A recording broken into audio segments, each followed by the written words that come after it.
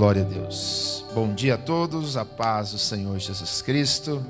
Uma grande honra e satisfação estarmos aqui agora para estudarmos a palavra do Senhor Jesus. Amém?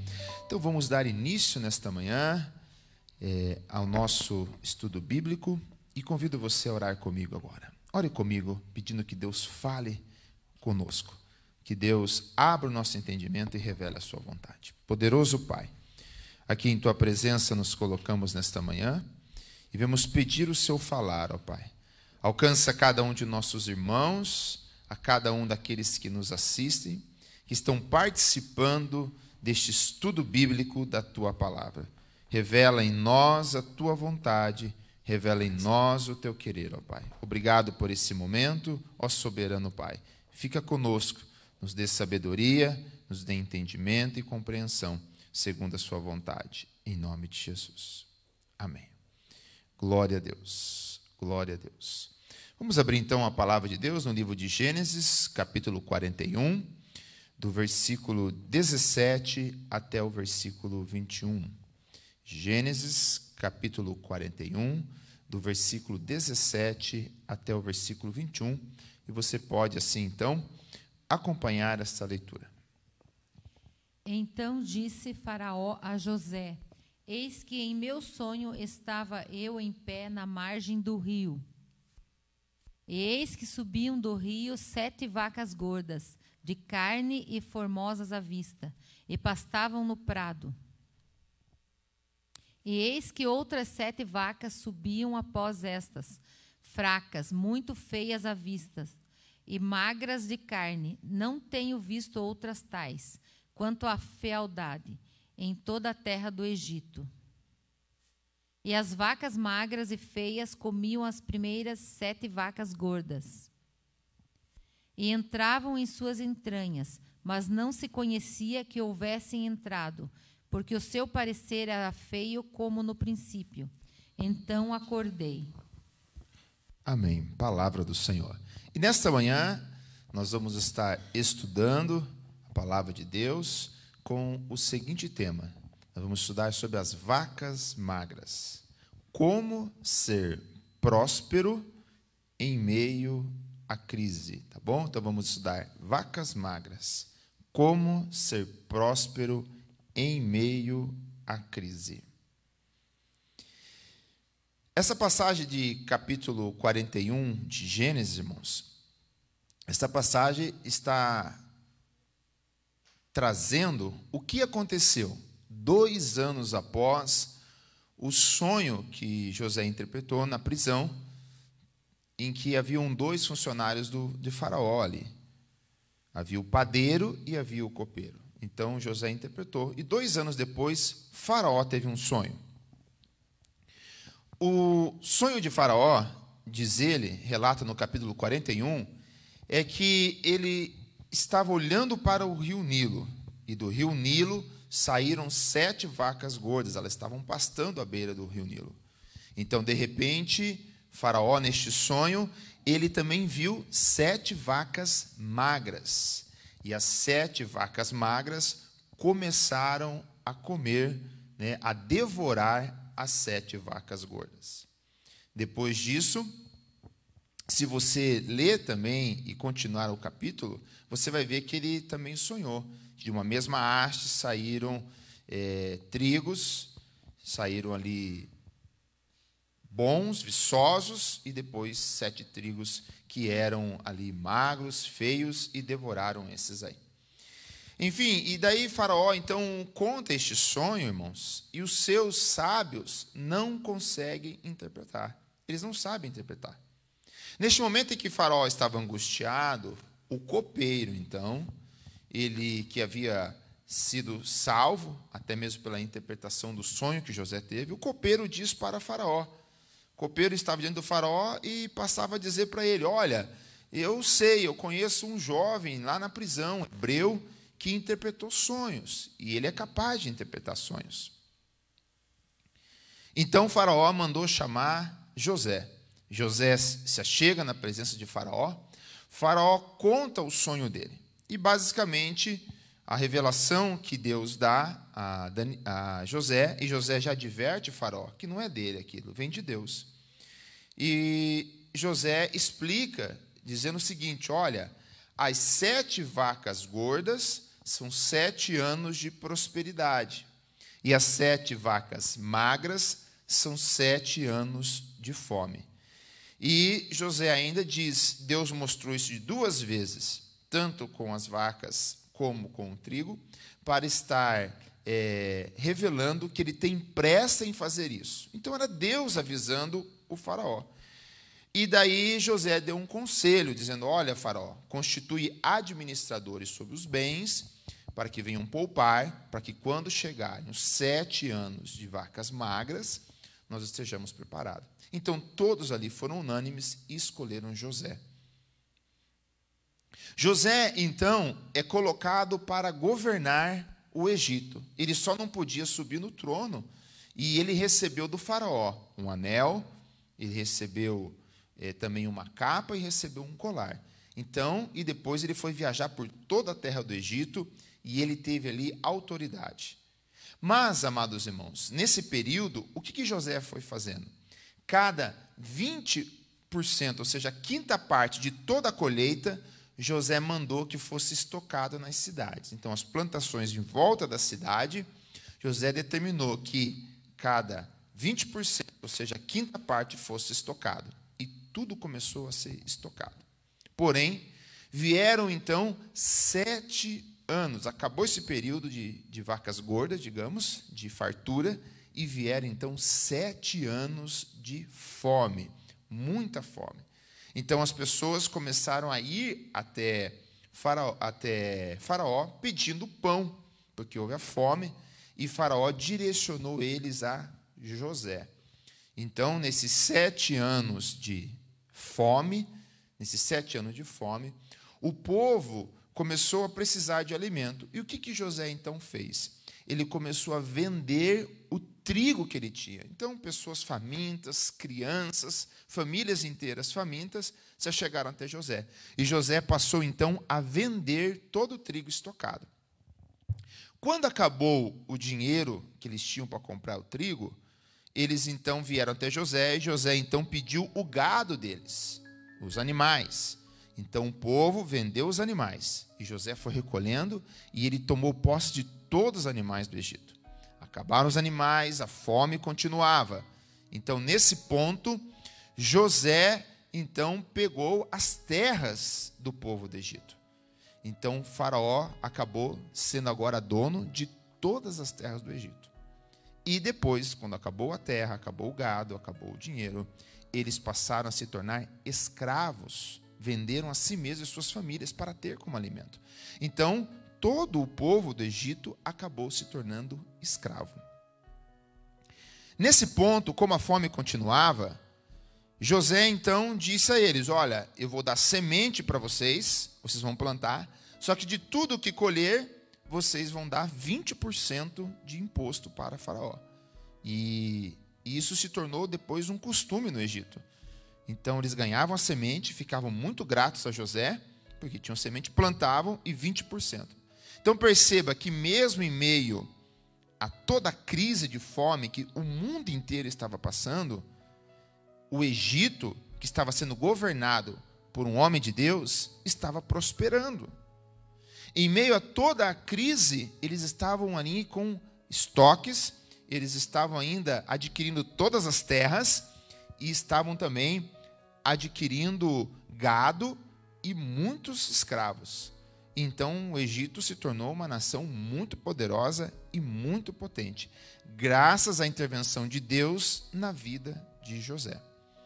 E se nós acompanharmos isso, vamos ver que talvez o contexto que nós estamos passando no momento, ou segundo as perspectivas humanas e do mundo, podemos passar por períodos complicados que vêm pela frente. Não quero dizer que vai acontecer, mas o cristão, como um bom vigilante, ele deve estar preparado para isso. Nós poderemos, daqui para frente, se deparar com uma crise mundial que está sendo anunciada, ou de repente não, eu não sei. Mas eu garanto para você, é muito melhor nós estarmos preparados para uma crise e estarmos sendo orientados por Deus e ela não acontecer, do que se ela acontecer e nós estarmos despreparados. Por isso a Bíblia diz e nos adverte que o meu povo perece por falta de conhecimento. Mas o Senhor, Ele é maravilhoso, Ele nos ensina. E, queridos irmãos, a palavra de Deus, ela tem todo o ensino que nós precisamos. Ela tem a resposta para os nossos problemas. E ela tem muitas das nossas soluções. E, de fato, o mundo está anunciando, o mundo está prevendo problemas. Você pode acompanhar aí em sua tela, eu fiz alguns recortes de algumas manchetes que estão sendo anunciadas por aí.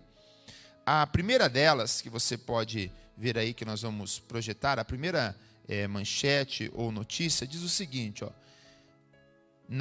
no G1, dizendo, ó, desemprego, pobreza, falências e créditos são desafios do pós-pandemia, avaliam equipe econômica. Olha uma segunda notícia. Você pode acompanhar uma segunda notícia aí também, que eu recortei, que são recentes. Essa aí na Veja, coronavírus. Estados Unidos, que é o país mais rico do mundo, tem 40 milhões de desempregados. E diz ali embaixo ainda, está previsto ali, né, um déficit financeiro grande, mas o que chama atenção são 40 milhões de desempregados. Terceira notícia que também nós podemos acompanhar aí, se você ver, olha lá, a coronavírus, ó, lá no jornal O Valor, 25 milhões podem ficar sem emprego, diz Organização Internacional do Trabalho. Então, a previsão de desempregados do mundo beira 25 milhões de pessoas, segundo os especialistas. E também você pode ver uma próxima notícia que eu recortei. Olha, a crise do coronavírus pode fazer fome quase dobrar no mundo este ano, aponta a ONU. Então, irmãos, se eu for olhar por essa perspectiva humana, e não é aqui meu objetivo trazer qualquer alarme ou preocupação, pelo contrário, eu vim aqui através da palavra de Deus para você seguir os ensinos da palavra do Senhor e descansar em Deus, para que essas notícias não te atinjam. Essas notícias não façam você ficar preocupado, ansioso, comece a tomar decisões erradas ou desesperadas e acaba esquecendo dos ensinos que a palavra de Deus nos dá, em especial nos momentos de crise. Da passagem que nós lemos, do texto que nós lemos, você pode perceber algo interessante. Enquanto o mundo estava passando fome, José estava sendo o homem mais poderoso do mundo. Ele prosperava em meio à crise. E não é só isso, não era só ele. Olha que interessante. Acompanhe a leitura comigo agora de Gênesis capítulo 47, versículo 27. Enquanto o mundo estava tomado pela fome, olha o que Deus estava reservando para o seu povo. Assim habitou Israel na terra do Egito, na terra de Gósen, e nela tomaram posse, frutificaram e multiplicaram-se muito. Perceba, enquanto o mundo inteiro, inclusive o povo do Egito, que era a nação mais poderosa, estava passando fome, se vendendo como escravo, o povo de Deus estava entrando na terra do Egito, estava se multiplicando, crescendo e adquirindo terras. Como pode isso? Como pode o caos ter tomado o mundo, mas havia um povo não muito numeroso, né, não muito grande, mas estava prosperando, adquirindo terras, se multiplicando. Isso só pode, irmãos, pelo poder de Deus, pela ajuda de Deus. Mas tinha condições para isso acontecer. O povo de Deus estava naquele momento fazendo a vontade de Deus, estava caminhando segundo o propósito de Deus. Por isso, eu quero apresentar aqui nesta manhã para você, para nós, algo sobre como prosperar em meio à crise. Mas antes disso, eu preciso fazer algumas considerações aqui, para que você possa entender bem o que nós vamos estudar. Primeiro, você vai me dizer, pastor, mas eu tenho fé que Deus não desampara o justo. É verdade. Vamos ver aí esse texto no Salmos, capítulo 37, verso 25. Tem uma promessa para aquele que é justo. Salmo 37, verso 25. Fui moço e agora sou velho, mas nunca vi desamparado o justo, nem a sua semente a mendigar o pão. Então, de fato, irmãos, com base nessa promessa, nós não temos que se preocupar, porque nós não vamos passar fome. Mas, irmãos, não é só isso que Deus tem para nós. Deus ainda é capaz de, em meio à crise, não só nós passarmos fome, mas nós prosperarmos. Em meio ao deserto, Deus faz o povo dele prosperar. Então, nós temos essa promessa de não vamos passar fome? Sim. Mas Deus, ele tem algo para transbordar. Ele tem uma medida recalcada, sacudida e transbordante para o seu povo. Mas preste atenção. Aí vem uma questão sobre o prosperar. A prosperidade que Deus dava, ele estava prosperando o seu povo no Egito. Você não pode interpretar mal a palavra prosperar. Eu vou até aqui trazer o significado nela para você do dicionário. Vamos ver o que significa a palavra prosperar, o significado dela que tem sido deturpado e mal interpretado. Vamos ver o significado da palavra prosperar. Prosperar significa crescer ou desenvolver-se. Crescer ou desenvolver-se, tá? Incorporando coisas novas, avançar, progredir, ser feliz, crescer, mostrar-se propício, ser bem e favorável, promover o desenvolvimento de algo, estimular, fomentar, olha lá, tornar-se melhor, desenvolver-se favoravelmente. Então, prosperar, irmãos, não é o sentido que muitos pensam de enriquecer, de ser uma pessoa gananciosa. Não. Prosperar significa você fazer algo e isso está avançando, está crescendo. Não quer dizer se tornar rico. Não é isso que eu quero aqui ensinar. Mas prosperar significa ser bem-sucedido, ser feliz. E isso é algo bíblico, é algo na palavra de Deus. Então, e prosperidade, preste bem atenção. Qual é o erro? É quando ela se torna um objetivo. Ela não pode ser um objetivo. Ela não pode ser algo que você vem à igreja, vem a Cristo para isso. Não. Prosperidade, ela é bíblica quando ela é uma consequência natural da sua maneira de viver. Porque Jesus não veio para este mundo para prometer riquezas, não veio para que nós sejamos prósperos, para que nós tenhamos nossa casa própria. Não é esse o objetivo da cruz. O objetivo do evangelho é o arrependimento, é a salvação, é o batismo com o Espírito Santo. Mas junto com a sua fidelidade a Deus, você será abençoado. E quem não gosta de ser abençoado? Porém, volto aqui a dizer, precisa ser uma consequência. As bênçãos da prosperidade, elas virão automaticamente sobre a sua vida, quando você foca em Cristo, no evangelho e na vontade de Deus. Então vejamos aqui o que nós vamos estudar agora. Tá? Então veja, nós vamos estudar agora 5 conselhos bíblicos para você ser próspero em meio à crise. 5 conselhos bíblicos, tá bom? Anote aí, então, 5 conselhos bíblicos para ser próspero em meio à crise. Eu vou tentar, irmãos, percorrer esses 5 conselhos bíblicos, mas bem provável que não dê tempo. Nós vamos ver alguns e vamos dar continuidade, se Deus permitir, no próximo domingo, tá bom? Vamos ao primeiro conselho, então, bíblico para você prosperar em meio à crise. Número 1, pratique a mordomia, tá bom? Mordomia. Então eu tenho que explicar um pouquinho o que é mordomia, tá bom? Mordomia também é mal interpretado. Mordomia não é você ficar folgado na rede, descansando, acordando tarde, né? Só esperando comida na boquinha. Ah, está tendo mordomia. Não é esse. Esse é um sentido errado dessa palavra. Mordomia significa administração. Significa gestão. Tá? Significa cuidado. E a Bíblia fala isso. Quando fala que nós somos mordomos das dádivas de Deus. Mordomia, então a palavra mordomo tem o mesmo sentido. O que é o mordomo? É aquele que administra os bens do seu senhor. Então nós precisamos o quê?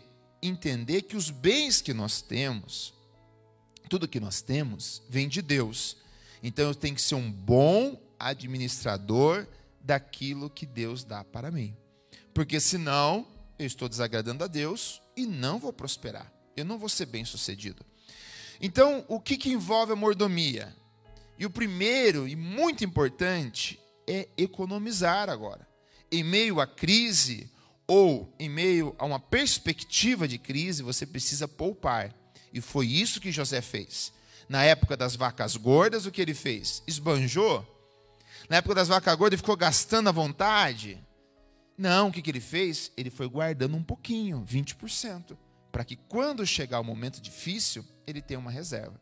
Então isso, na verdade, irmãos, tem que começar antes. É uma questão de hábito, nós vamos ver aqui na Bíblia, de você poupar, economizar. Não estou dizendo para você ser uma pessoa mesquinha, tá bom? Ser um avarento, não é isso. Mas ser comedido, ser equilibrado nos gastos. Vamos ver o que a Bíblia diz em Provérbios, capítulo 21, verso de número 20. Provérbios 21, verso 20. Tesouro desejável e azeite há na casa do sábio, mas o homem insensato os esgota. Está vendo? Ó? Tesouro desejável, azeite há na casa do homem que é sábio. Há na casa do homem que é sábio. Mas o tolo que faz? Ele gasta tudo. Gasta tudo. Tudo que vem na mão, ele gasta. Ele vê uma coisa, já quer comprar. Vê um sapato, já tem 99 sapatos. Par de sapatos, mas quer mais um. Entendeu? Então isso não é prudente, irmãos. Isso não é mordomia. É gastar demais. E as irmãs não fiquem bravas comigo. Eu falei, sapato, tem homem também, tá bom? E mulher também que gosta de um sapato, gasta muito no carro, gasta muito em sair. E agora não é momento. É hora de você ser um mordomo agora. É hora de você poupar, porque você não sabe o que vem pela frente. Tá bom? Além disso, a Bíblia fala que nós temos que planejar. Planeje. O que diz a Bíblia? Lucas 14, verso 28. Palavras do Senhor Jesus Cristo a respeito do planejamento. Pois qual de vós, querendo edificar uma torre, não se assenta primeiro a fazer as contas dos gastos, para ver se tem com o que acabar? Então Jesus está divertindo. Você vai começar um projeto, você vai, por exemplo, fazer uma compra, você tem que ver primeiro se você tem como pagar isso. E sabe, irmãos, você tem que analisar, você tem que saber o quanto você pode. Porque se você não pode comprar aquilo, se você não pode fazer uma reforma agora, você não pode trocar de carro, se você colocar na ponta do lápis e não dá, não faça agora. Seja um bom mordomo, para que quando vier ou começar a vacas magras, você tenha recurso. E daí você vai se destacar como José na frente de uma crise. Então eu preciso o quê? Como Jesus ensinou, sentar e planejar, gastar um pouquinho de tempo para saber isso, tá bom? Ainda sobre mordomia, eu preciso aprender a priorizar. Quais são as prioridades? Veja o texto em Isaías 55, verso de número 2. por que gastais o dinheiro naquilo que não é pão, e o produto do vosso trabalho naquilo que não pode satisfazer? Ouvi-me atentamente, e comei o que é bom, e a vossa alma se deleite com a gordura. Olha lá, no que vocês estão gastando, está perguntando. Lógico, o contexto bíblico é um pouco diferente do que nós queremos, mas o versículo serve para nós entendermos. No que estão gastando aquilo que não é pão? Ou seja, no atual momento de dificuldade, como José fez, você tem que priorizar o quê? O essencial, o que é importante. Será que em meio à crise que pode vir ou não, em meio à possibilidade de emprego ou desemprego e todas as dificuldades, será que é hora de eu comprar mais uma roupa nova? Será que é hora de eu trocar meu computador? Será que é hora de eu trocar as rodas do meu carro? Então, irmãos, depois não adianta a falta de dinheiro, aí falta dinheiro para pagar a escola, aquilo, dizer, o diabo está me roubando. Não é. É você que está com a sacola furada aí, gastando demais, na hora errada. Entendendo? Ou seja, é momento, então, de priorizar, como José fez na época das vacas gordas. Para quando vieram as vacas magras, ele foi muito racional, tendo a bênção de Deus, mas ele precisou fazer a parte dele. Então, primeiro conselho bíblico, seja um mordomo dos seus bens, daquilo que Deus te dá, do seu tempo, do seu talento e dos seus recursos. Seja um bom administrador. E Deus não vai fazer isso por você. Deus vai te ajudar, vai te avisar, Ele vai te dar sabedoria, mas é você que precisa fazer isso. Então, quando você, antes de gastar, você tem que perguntar, será que realmente isso é necessário? Será que eu não posso deixar para mais tarde? Porque a mídia, irmãos, vão tentar de todas as maneiras fazer com que você gere despesas e compre coisas que você nem de fato realmente precisa. Você precisa agora priorizar o que é indispensável, o que realmente fará muita falta se você não tiver, porque as demais coisas elas podem esperar. Vamos para o segundo conselho. Bom, segundo conselho bíblico. E o nosso tempo está avançando. Segundo conselho bíblico: não contraia empréstimos. Pastor, mas isso é bíblico? Sim. Como eu te disse, a Bíblia tem resposta e ensino para tudo. Vamos ver Provérbios 22, versículo 7. Provérbios 22, verso 7. O rico domina sobre os pobres, e o que toma emprestado é servo do que empresta. Então eu sei que há momentos que, a não ser que você tenha um projeto e realmente você precisa do básico necessário, você não tem, aí talvez o empréstimo seja algo que é inevitável. Mas caso contrário, não. Tente de outra maneira, tente de outro modo, recalcule, entendeu? De repente você pode mudar hábitos e se tornar assim alguém sem precisar fazer empréstimo. Por quê? Porque o empréstimo nesses momentos, eles vão deixar você o quê? Com uma dívida no futuro, e você vai se tornar escravo disso.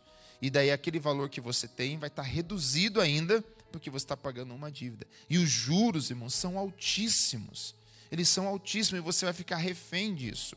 Eu sei que muitas vezes nós precisamos fazer, às vezes fazemos alguns projetos e acabamos precisando, mas sempre evite empréstimos. Perceba que lá no Egito, o povo do Egito vendia e emprestava, mas o povo de Israel não. O povo de Israel ganhava. Essa é a promessa de Deus. Veja em Deuteronômio, capítulo 28, verso 12. Olha a promessa de Deus para o seu povo. O que diz a Bíblia? O Senhor te abrirá o seu bom tesouro, o céu, para dar chuva à tua terra no seu tempo, e para abençoar toda a obra das tuas mãos. E emprestarás a muitas nações, porém tu não tomarás emprestado.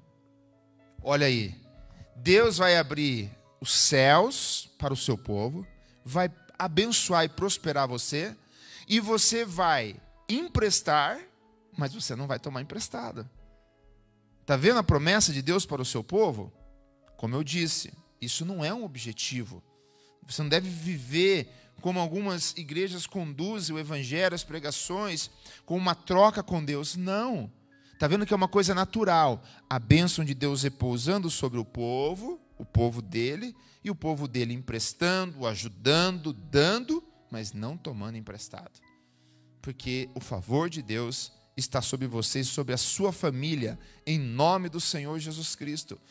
Em nome de Jesus eu declaro sobre a sua vida que você vai ajudar, você vai doar, vai emprestar, mas você não vai tomar emprestado, porque Deus é contigo e há de te abençoar. Mas perceba, para quem Deus fez isso? Para o povo dele, para o povo que obedece, para o povo que é fiel ao Senhor. Vamos então agora para o terceiro conselho bíblico em meio à crise, para você prosperar. Terceiro conselho bíblico: seja uma pessoa generosa. Seja alguém generoso. Olha que interessante. Em meio à crise, você precisa ser alguém generoso. É muito importante isso. No livro de Provérbios, capítulo 11, há um ensino maravilhoso, verso 24 e verso 25, que você pode acompanhar na sua tela. E guarde bem esse versículo com você. Ao que distribui, mais se lhe acrescenta, e ao que retém, mais do que é justo, é para a sua perda. A alma generosa prosperará, e aquele que atende também será atendido. Olha que promessa! A alma generosa prosperará, mas aquele que retém, diz a Bíblia, aquele que retém, não dá, não ajuda, não estende a mão, ele terá problemas, porque vai perdendo o favor de Deus. Olha outro texto importante, Provérbios 22, versículo 9. O que vê com bons olhos será abençoado, porque dá do seu pão ao pobre. Está vendo? O que dá do seu pão é seu, ao pobre, ao necessitado, é generoso, esse vai prosperar, esse vai ser abençoado. E como que é essa bênção? Deus, ele começa, como nós vemos nos textos, as coisas que você começa a fazer, começa a dar certo. Aquilo que você planta, nasce. Aquilo que você coloca a mão para fazer, prospera, avança. Os seus bens são protegidos, não se desfazem, não são consumidos, porque Deus está sobre ti. Vamos ver o conceito de generosidade. Olha que interessante essa palavra. O que significa ser generoso? Lá no dicionário Michaelis, diz assim: é aquele que tem qualidades ou sentimentos nobres. Está vendo? Generoso é uma pessoa nobre, que tem grandeza de alma, que doa de espontânea vontade, principalmente dinheiro. 4, cuja quantidade servida vai além do necessário ou do habitual. Isso é ser generoso. É quando alguém pede algo a você e você também dá além. Você está pronto a dar, pronto a ajudar. Isso é uma prática que não é muito fácil, irmãos. Por quê? O oposto de generoso é egoísta. Quando nós nos tornamos egoístas, nós muitas vezes não queremos compartilhar. E o convite de Deus em meio à crise é você ser generoso. E aí há uma diferença muito interessante. Há uma diferença entre a cachoeira e a lagoa, o lago em si, ou a represa, melhor dizendo. Há uma diferença entre a cachoeira, né, e a represa. Qual a diferença? A cachoeira, a água chega a ela na cascata e ela redistribui essa água. Ela recebe esta água e ela está sempre redistribuindo. Então, sempre há vida, sempre há peixes novos, a terra em volta dela é verde e a água é pura, a água é saudável, ela está em movimento, porque aquilo que ela recebe, ela distribui. Mas a represa não. A represa, ela estoca a água, ela acumula, e você sabe que água acumulada não é bom. ela passa daqui a pouco a ter odor, ela passa a acumular insetos, bactérias, e até mesmo os peixes vão morrer se não tem esse movimento. Porque a represa ela está segurando só. E ela não vai receber mais. Ela vai receber só aquilo que ela tem, porque ela não cabe mais. Então, muitas vezes, nós agimos como alguém que represa as bênçãos. Recebe e só pega para si. E não é esse o propósito de Deus. O propósito de Deus é que você seja apto para abençoar outros. Então, Deus vai entender que você é um canal, que você é uma cachoeira de bênção. E Ele vai dando mais sobre você para que você possa abençoar outros. Então, você sempre vai ter água nova. Você sempre vai estar recebendo algo bom da parte de Deus. E essa, irmãos, é também uma grande diferença se você estudar um pouquinho sobre a hidrografia lá de Israel. Se você estudar bem, você vai ver que o Rio Jordão, ele vai desaguar ali no lago de Genezaré. Entendeu? Ou também chamado de Tiberíades, que a Bíblia fala. Aonde Jesus fez grande dos seus milagres. Tá bom? Ali, aquele lago, ele é muito rico. É um lago que tem muito peixe. Tanto é que a pesca maravilhosa acontece ali. Entendeu? Este lago é um local, à beira deste lago, que é o único lago de água salgada, né, do mundo, ele é um lugar muito próspero. Porém, a água que vem dele nasceu do Rio Jordão, passa por ele ali e depois vai para o Mar Morto. Então, a água que chega no Mar Morto, ela veio do Rio Jordão, passou pelo o Mar de Tiberíades ali, entendeu? E esta água, ela vai desaguando lá. O que vai acontecer? O Mar Morto, ele represa a sua água. Ele não tem ali nesse lago vida. Nenhum ser vivo está ali, porque ele represa tudo. E ele não está pronto a distribuir com outros. Assim é nós, irmãos. Nós precisamos ser generosos para prosperar em meio à crise. E perceba que isso também aconteceu na igreja primitiva, de uma igreja muito especial, que apesar da sua pouca condição de recurso, era generosa. Vamos ler lá então o que diz a Bíblia? Lá no livro de 2 Coríntios, capítulo 8, versículo 1 e 2. Também, irmãos, vos fazemos conhecer a graça de Deus dada às igrejas da Macedônia. Como em muita prova de tribulação houve abundância do seu gozo, e como a sua profunda pobreza abundou em riquezas da sua generosidade. Então, a igreja da Macedônia, mesmo naquele momento de crise e tribulação, ela dava para outras igrejas, ela ajudava as pessoas, ajudou muito o apóstolo Paulo. O que diz? O que ela fez era algo rico, que o apóstolo Paulo está dizendo, a pobreza transformada em riqueza. E quando você vê, por exemplo, o profeta Ágabo veio profetizar que haveria uma fome, o que o povo de Deus fez? E Paulo, e também ali junto com Barnabé, eles foram atrás e colhendo e recolhendo muitas doações para ajudar o povo. E da onde veio essa doação? Veio mais ali na região de Jerusalém? Veio da onde? Veio de igrejas como da Macedônia, que em meio à crise, à fome, estavam sendo generosos e por isso se tornam abençoados. Então Paulo faz uma referência ao ensino de Cristo, que apesar de não encontramos registrado no livro de Mateus, mas no livro de Atos, Paulo está dizendo que Jesus ensinou, é muito melhor dar do que receber. Então, queridos irmãos, para você ser próspero em meio à crise, o terceiro conselho para você, seja generoso. Tá bom? Você não pode ser avarento. Você tem que estar pronto a repartir. Lembra na multiplicação de pães e peixes? Não tinha comida para todos. Mas alguém resolveu repartir. E aquilo se transformou de maneira maravilhosa. Ser generoso.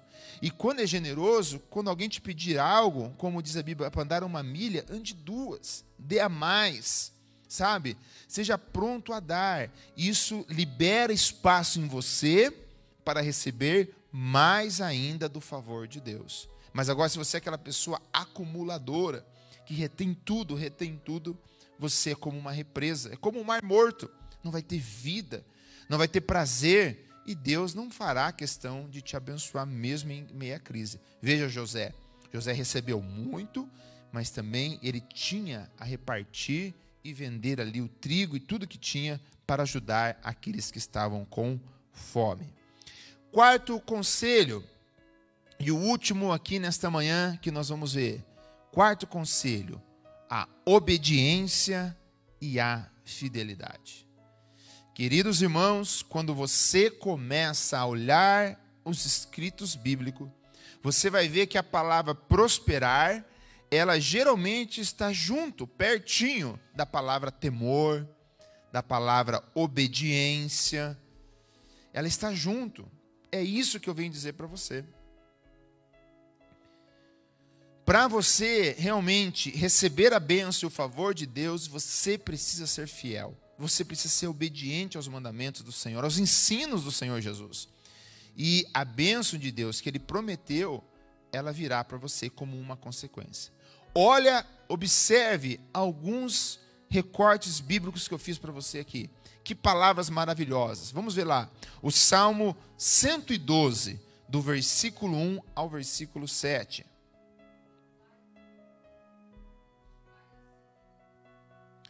Diz o texto: louvai ao Senhor, bem-aventurado o homem que teme ao Senhor, que tem em seus mandamentos grande prazer.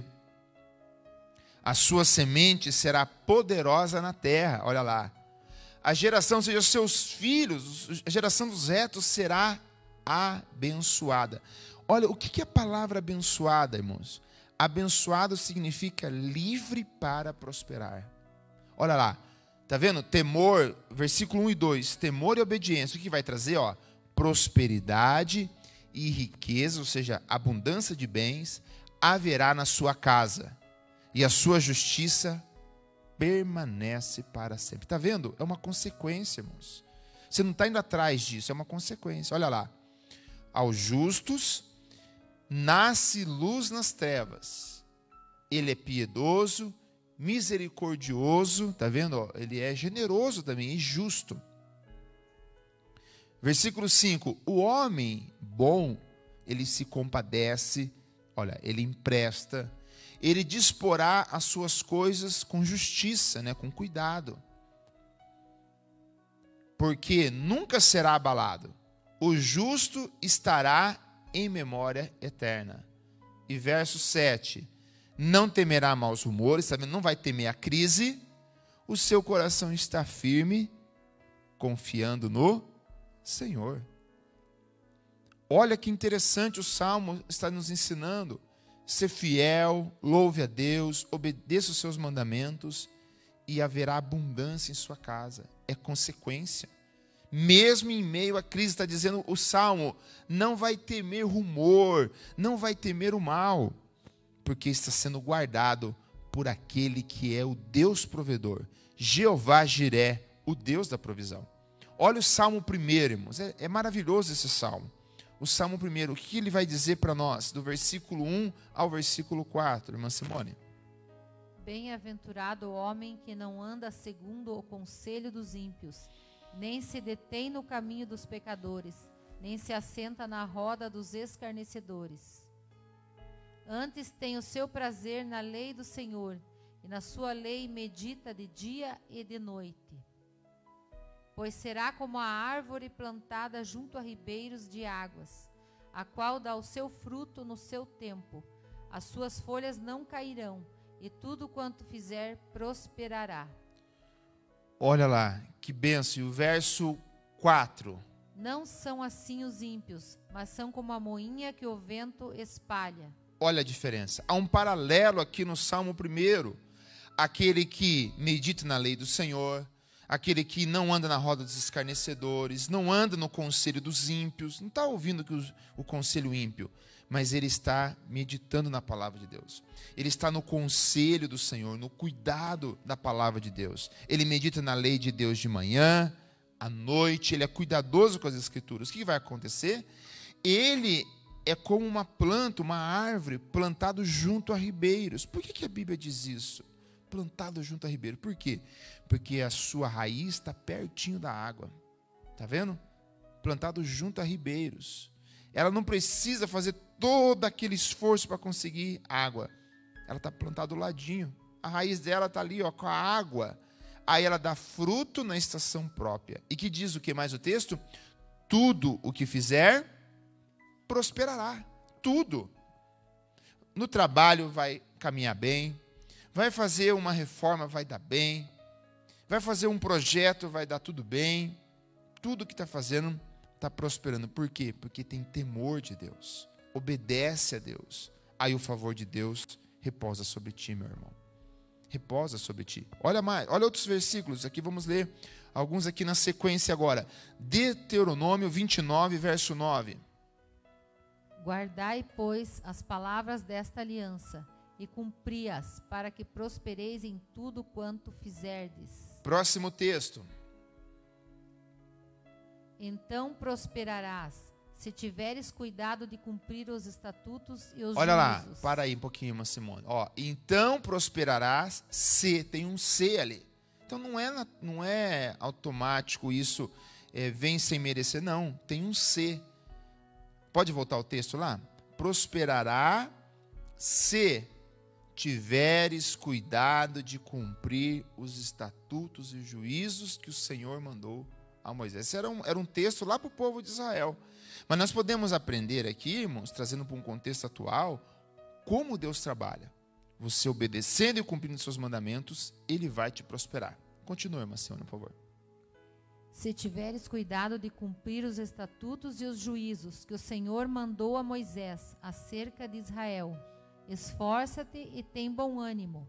Não temas nem tenhas pavor. Está vendo? Junto vem esforço, ou seja, trabalhe, acorde cedo, lute, mas tenha bom ânimo, não temas e não tenha pavor do que vem.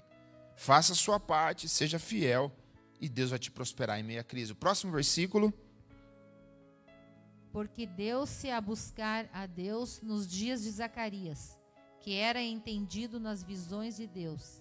E nos dias em que buscou ao Senhor, Deus o fez prosperar. Olha lá, quando que Deus o fez prosperar?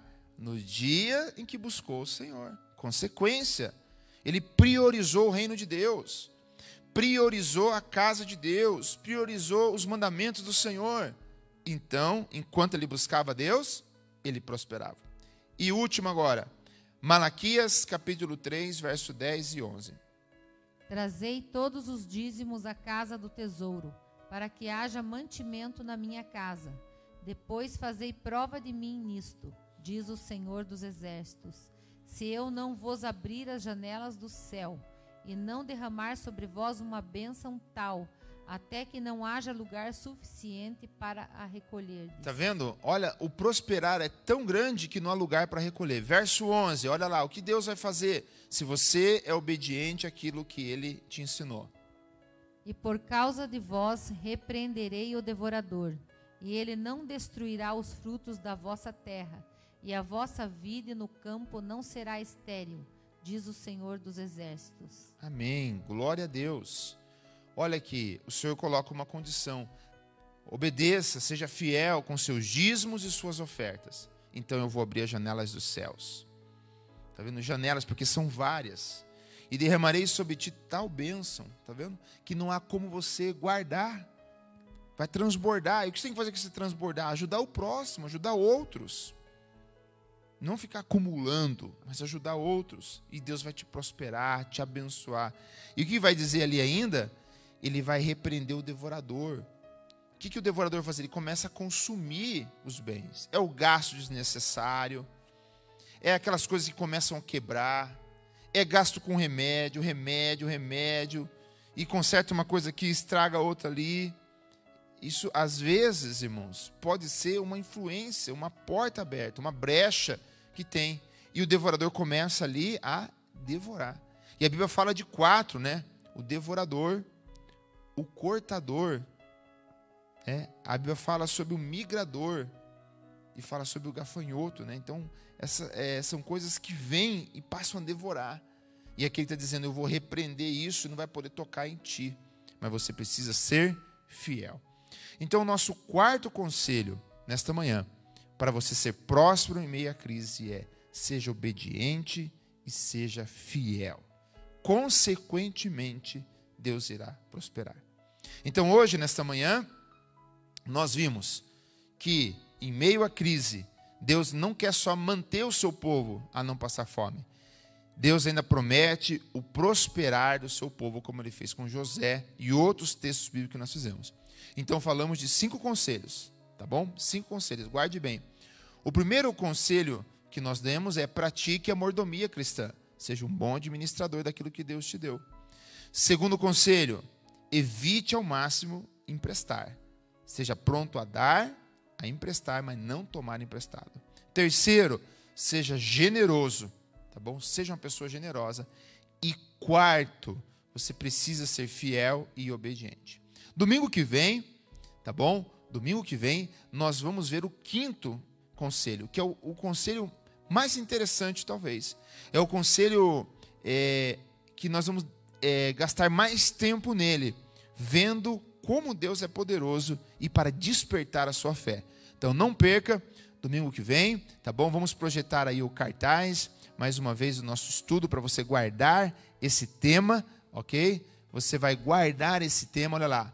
Vacas magras.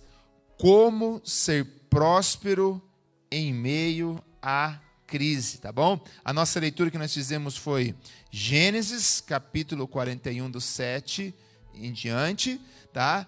E aqui, como eu falei no estudo, nosso objetivo não é você correr atrás da prosperidade. Não é você ficar rico, não é isso. Mas é ser bem-sucedido. Mesmo em que o mundo esteja em pavor. Mesmo que coisas ruins estão sendo preditas pela humanidade possam assolar o mundo. Mas Deus tem um povo guardado e Deus ainda é poderoso para prosperar o seu povo em meio à fome, em meio à seca, em meio à crise. Tá bom?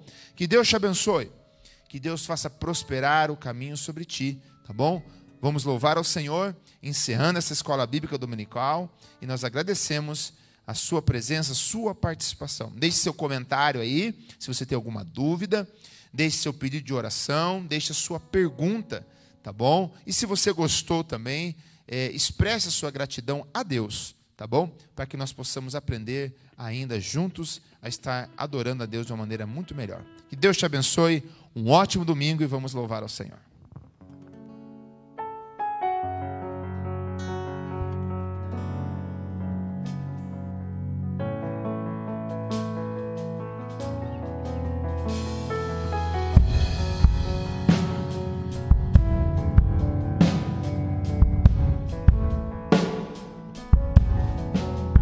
Eu não vou me apegar com as coisas daqui, pois eu sei há um lugar que me espera.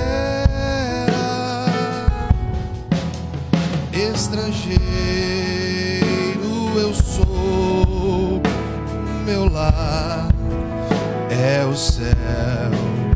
Meu Jesus vem buscar a sua noiva.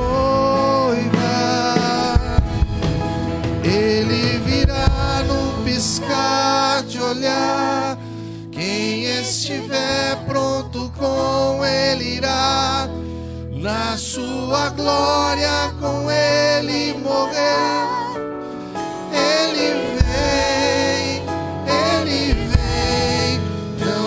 Tristeza, não mais temor. Junto com os anjos cantar eu vou. Digno é o Cordeiro que se entregou. Ele vem, ele vem. Seja bem-vindo, Jesus. Aleluia. Eu gostaria aqui, antes da gente continuar, agradecer ao nosso querido irmão Daniel, da República de Colombo, que deixou seu recado. Mateus Rodrigues, estamos assistindo aqui de Paranaguá, Jardim Guaraituba. Que Deus abençoe. Também a irmã Eliane Ferreira, Rondônia. Chupinguaia. Deus abençoe também os irmãos aqui da igreja do Xaxim que estiveram conectados, que estão na sua casa se preparando para o almoço. E se você tem um almoço bem gostoso aí, pode nos convidar. E nós ainda não conseguimos preparar o almoço porque estávamos aqui na escola bíblica, mas se recebemos o convite, vamos, né, pastor? Mas tiver uma costela, uma maionese.